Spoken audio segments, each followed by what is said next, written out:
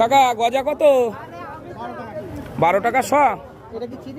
এইটা চিনি, এইটা গুড়ের। কি নিবি? চিনি আর গুড় একই দাম। কি নিবি? ও কাকা বোধে গরম 12 টাকা শ, সব 12। এটা কত বললো? 12 টাকা শ তো। 12 12 24। এই দুটো মিলিয়ে দিয়ে দাও তো। 30 টাকা দিয়ে দাও, 30 টাকার।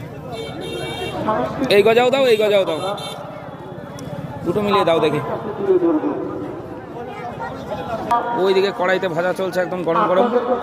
এটা বলদে হাট, বৃহস্পতিবার বসে। বৃহস্পতিবার আর কি বার বসে জানো এই হাটটা?